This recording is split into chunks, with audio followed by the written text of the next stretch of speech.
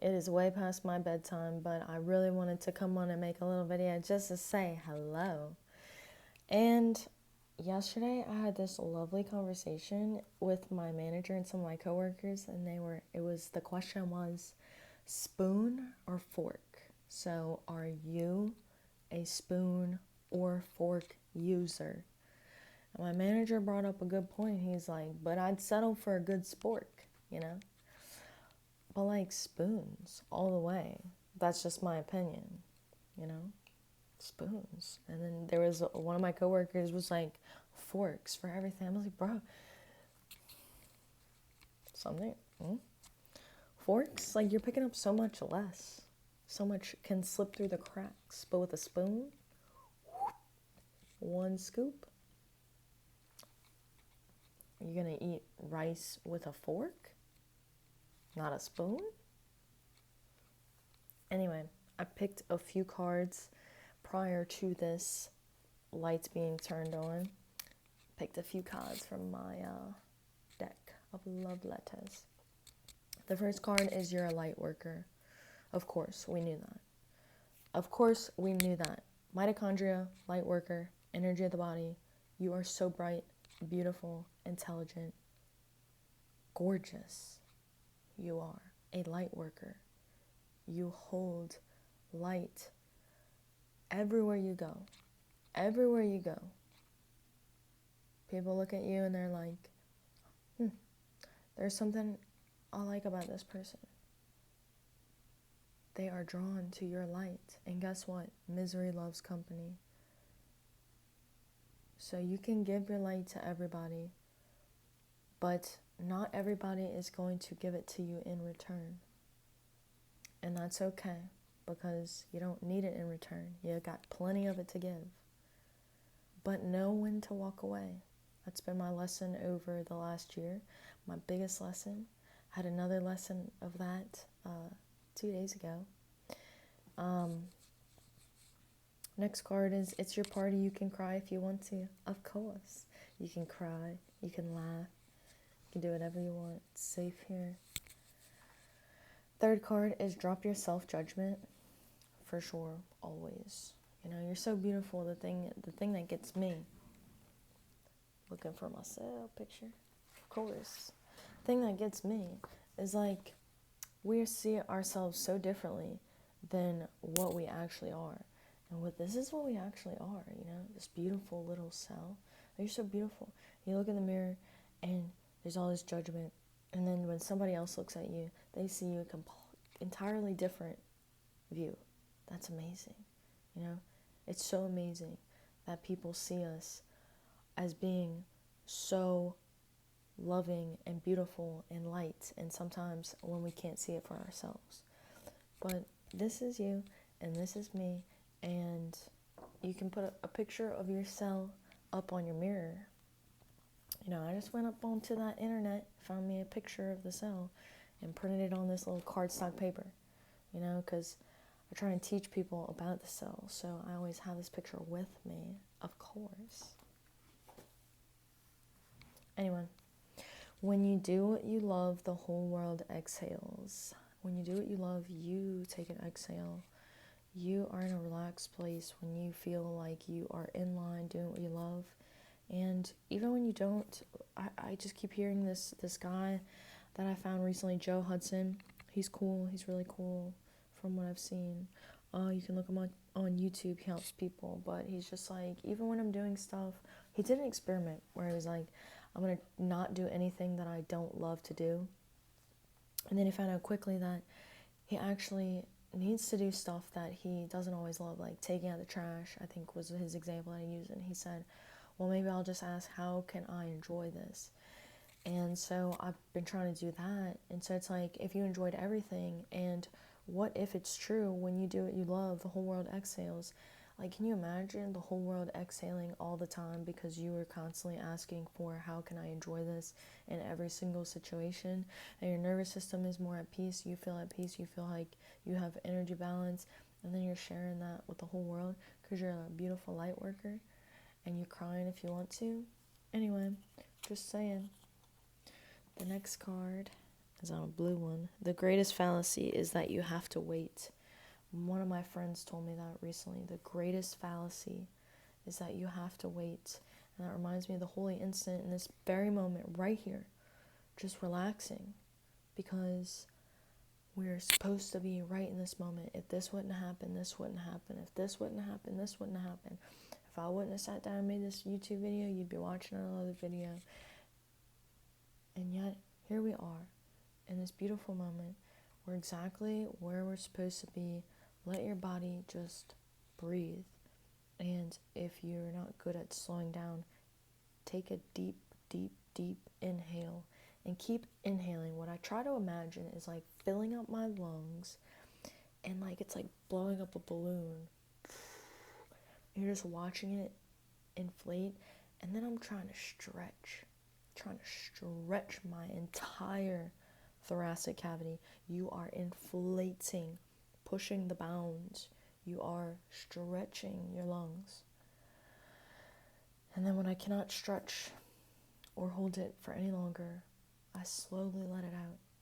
And it just changes your entire biochemistry. Your breath changes the entire biochemistry. Why does this matter? Because if you have pain or stiffness in your body, pain or stiffness is a result of a current biochemical cascade.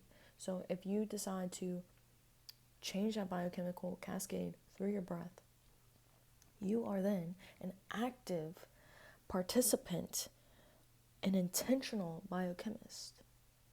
Instead of being caught up in your own stress response, shallow breathing, anxiety is related to shallow and quick, short breathing. And I know this. Like, I was a mouth breather. I was addicted to blue light. I was addicted to Ben & Jerry's ice cream and Cane's.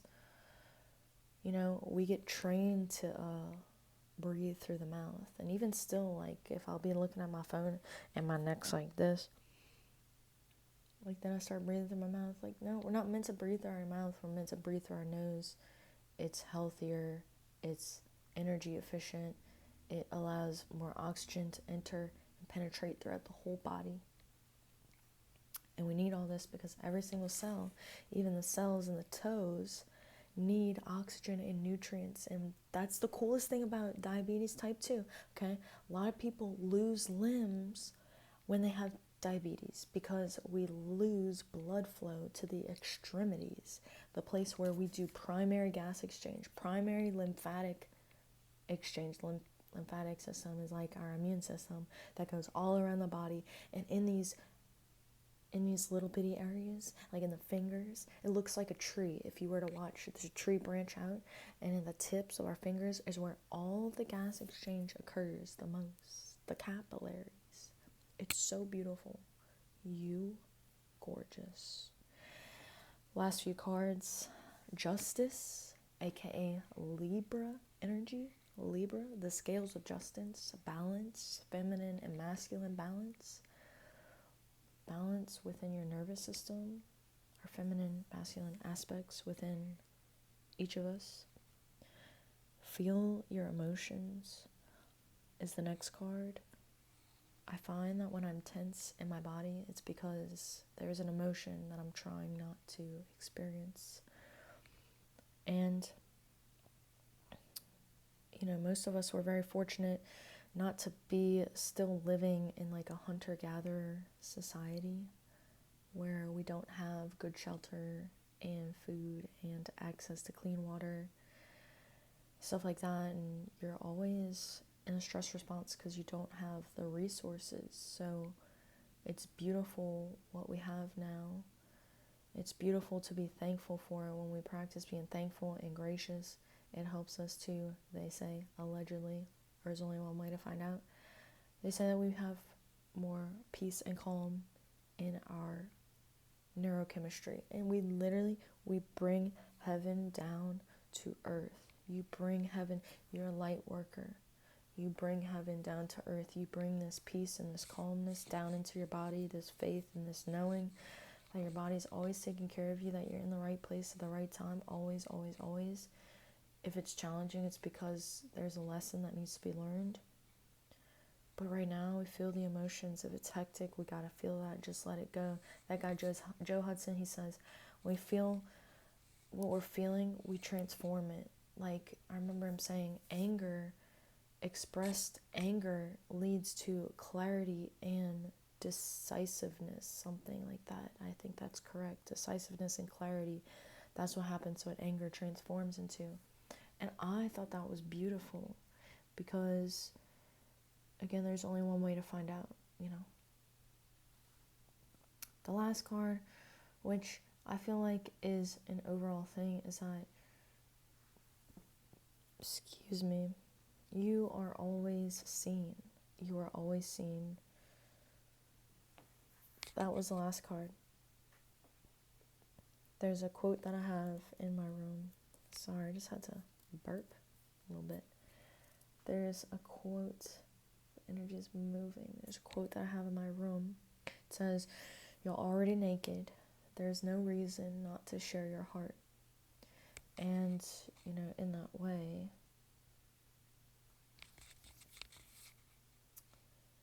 you're always seen. There's no reason to have this mask and this wall of tension. You're carrying around hell in the body, tension in the body, restriction, limitation. And, you know, that's why I really like weight training also. If you're not overtraining, if you're just going nice and gentle and paying attention to your body, communicating, connecting, you're going in and you're like massaging all your muscles. That's what it is. Like, and even, you know, like, I like long walks too.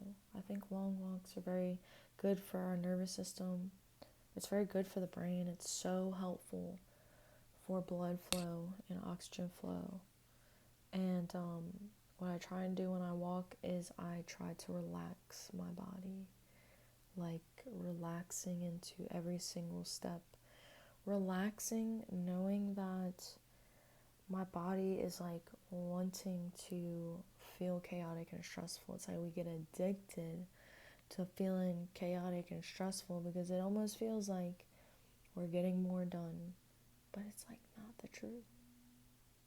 We're going to get to where we're going anyway. Alan Mott says, why stress? What's the point? Are you going to get there any faster? Like when I'm at I serve at a restaurant, when I'm in the weeds, which means behind and not doing well in a shift, I find it so much better if I just slow down for a moment, just by myself. It's really not that crazy. You're going to get everything you need to get done. I can remember things better. Like, I can get myself out of the weeds, you know, instead of being there perpetually in a chosen hell, you know. Slow down and drop down. Relax. And somebody told me this, I think, a long time ago. I just thought, but I don't know why, but they said, your 10% is someone's 100%. Like, even when you're not perfect, it's plenty enough. Like, you know, it's gonna be okay. People drop things. I fell really hard at work 2 weeks ago. Yeah, I fell. Because I laughed at my sister the day before for falling, and karma comes for me quick. So I fell, and it's just like, if I was perfect, I wouldn't have fallen.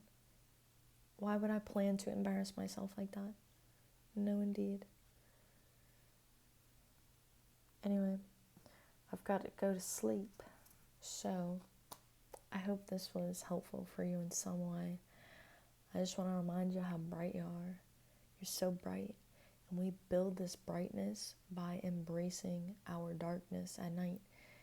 How can I increase my efficiency of my sleep state, right? How can I increase my melatonin production in my body? Where does melatonin come from besides endogenously? From food, it comes from the amino acid tryptophan. Essential amino acids are so important in our diets. They're important for mental health. And increasing the sleep state helps us function better in the light. The darkness and the light, the feminine and the masculine, the little bitty dance that just goes on and on and on forever. Anyway, wonderful dreams for us all. Beautiful, deep delta wave states. And good luck to you. I'll catch you next time.